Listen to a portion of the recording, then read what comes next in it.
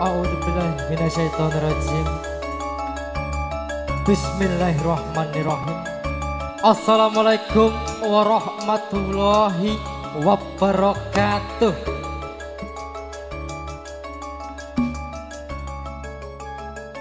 Nuwun kala nuwun para pinsepuh sesepuh aji sepuh ingkang winantu pakurmatan.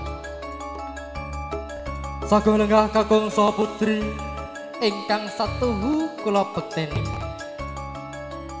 Langkung-langkung saking pandemen pametri budaya Jawi.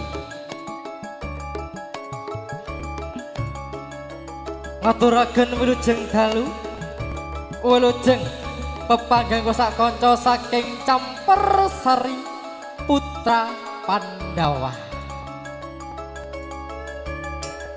Yang mijil saking Dawulung RT setunggal RW gangsal Dukuh Mojolaban Sukoharjo Makmur ingkang dipun pangarsani Roko Mas Tanto.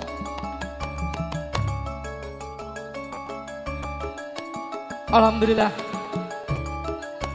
mbok beli dalu kalenggan Campersari putra Pandawa nderek katimbalan wonten padukuhan Sambilawang RT setunggal RW setunggal Demaan Mojolaban Sukoharjo Makmur.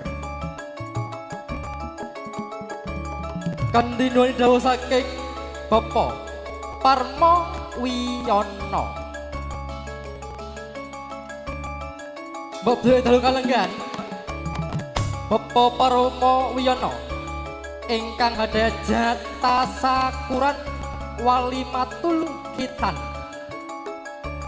utawi ngislamaken putra kalihipun ingkang setunggal adik Rekyan Adi Kusuma, ingkang kaping kalih adik Raffi Julio.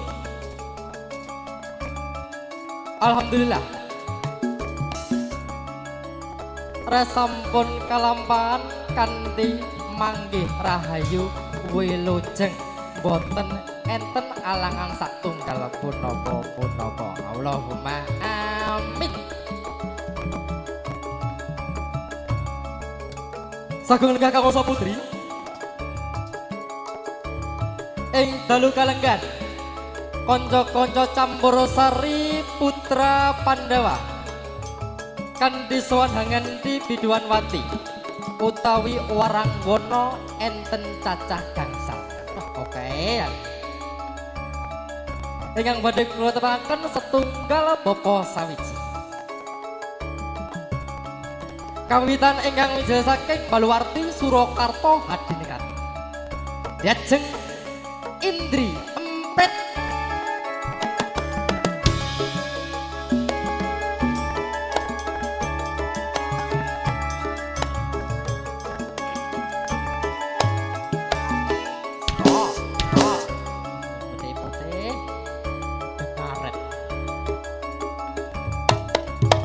salajengipun ingkang mijil saking Solo Baru.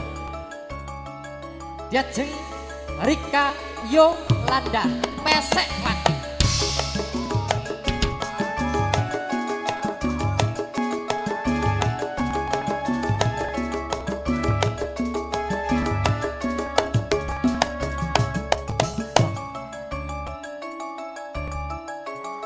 Salajengipun ingkang mijil saking Kerten Surakarta Hadiningrat. Lajeng Elvi Karina Compet.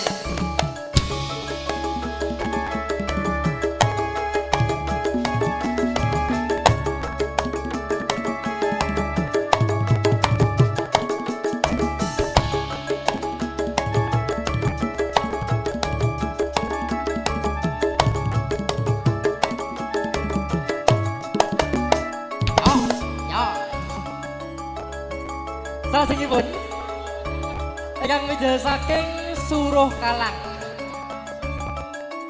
Lajeng Tasa Mlenuk Wati.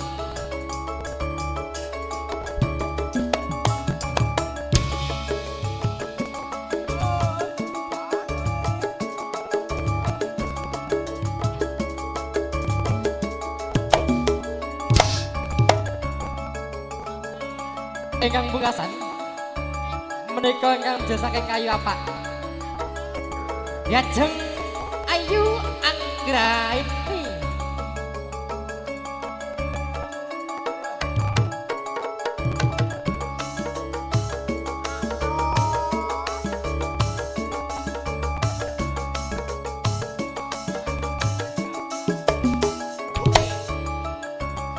lan kula tembak ingkang badhe dirawana kula Imam Bejo saking Karangmulunggon sagon Kakang Sa Putri ulut jenengan kanthi maratu maratu bakale sinambi hampir sadi kanca-kanca campur sari putra Pandawa.